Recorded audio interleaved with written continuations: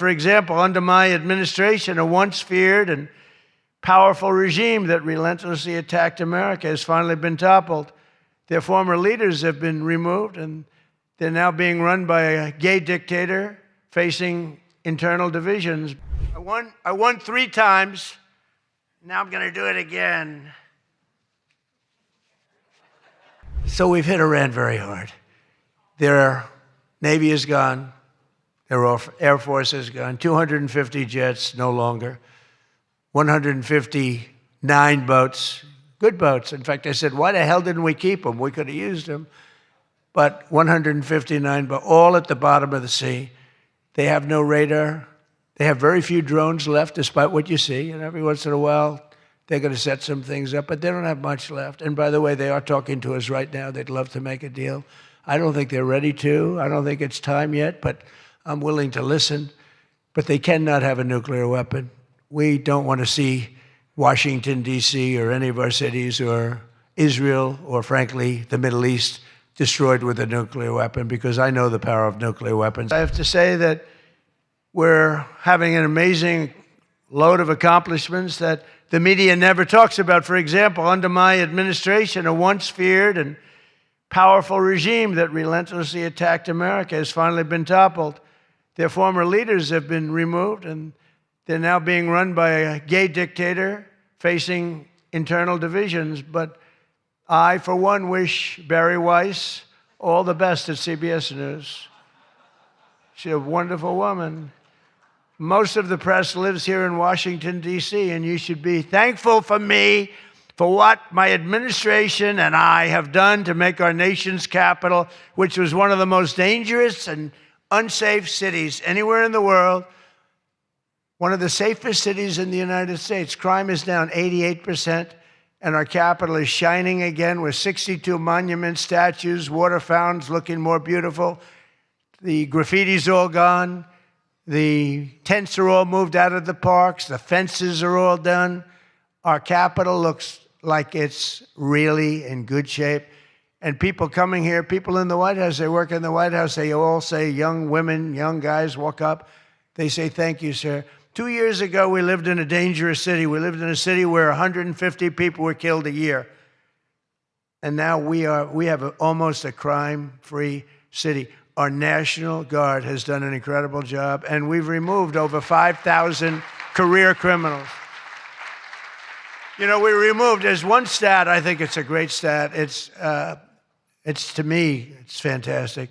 2% of the people create 91% of the crime. That's something you can fix, and we fix it. We moved out over 5,000 career criminals out of Washington, D.C., and we have the greatest capital in the world. Again, it's beautiful, it's thriving, the restaurants are thriving. You couldn't get into a restaurant because they didn't have, all the restaurants were closing. And if you even got in, you felt unsafe. People were getting into Ubers and they were being attacked when they were in an Uber. It's not happening anymore. We have tough, smart people, and they have done a fantastic job. Washington, D.C. is safe again. You can't get into a restaurant. The restaurants are opening up. They're opening up all over the city. They can't get, it's the exact opposite. They can't get space. But mostly I've given up on you and the media, so that now I just gave up on you, and I'm #1 on TikTok. Did you see that I'm #1, Stephen? Is that true? I'm #1 on TikTok. So how could they be so bad? 520, think of this, 425 billion views. Can you believe that, Peter? I mean, let's go, Peter. I gave up on you people. I gave up on traditional press. And it obviously worked, because we did win in a landslide. I mean, somebody's got to be saying something good about me. But TikTok, good old TikTok, and I was able to get it sold to a group of very wealthy people, mostly Americans. I was told President Xi, who's a man that I get along with very well, he was a hard no for the sale of TikTok. They all said he's a hard no. I said, well, let's put your group together. They put it together, billions, hundreds of billions of dollars. I called up President Xi. I said, President, look, these are American people. They're wonderful people. In fact, one of them happens to own CBS, actually. I mentioned his name. I said, these are wonderful people, and it'll be a good thing. Does it mean anything, President? It's nothing. It's nothing. They love your country. We'd love to see you approve the deal. And he goes, all right. That was it. It was done. And we sold TikTok. And he's a friend of mine. And he's not contributing to problems like other people contribute to problems. So we get along. But we made the deal. But number one on TikTok is Trump, and that's probably why we won. But for all of the trouble that you give me a lot of trouble, a lot of heartache. I hope all of you know that I believe in the free press more than anyone in this room does. Maybe not quite. But that's why I'm proud to be the most open and transparent president in history. They called me that. You know who calls me that? Caroline. That's about it. So would anybody else call me that? I think Peter would call me that. Am I the most transparent? Biden never used to answer your questions. He'd ask Biden 20 questions. He'd never get an answer. Who's the most transparent president, Peter?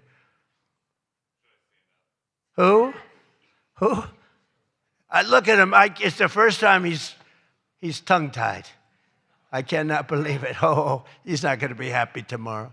But you people have no idea how lucky you are. When I'm gone, you're all going to be broke. Your business model is going to be finished. No, it's true.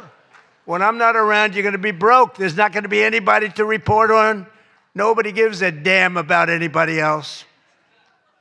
The New York Times the other day had 5 stories about me. You know, before I got into politics, in my whole life, I had 7 front-page stories. This is years of success. I think 6 were good, 1 was bad. I had 5 stories, 7, 5 good. Yeah, I had a total of 7 stories on the front page of the New York Times. That's not bad. Now I average about 3 or 4 a day, all different topics, all bad, everything bad. But here we are. Here we are. In fact, when I'm finished, I'm going right back to the Oval Office, so I have to be doing okay. But we are all doing good together. That's why tonight, to show just how much I care about the press, and I want to save your ratings, I'm pleased to announce my intention to, and this is somewhat of a scoop, my intention to run for a 4th term as President of the United States. I will be doing that. I will be having an official, in fact, I think I have, I won 3 times. Now I'm going to do it again. Thank you. I'm going to do it again. It should be easy. I'm getting very good at running for president.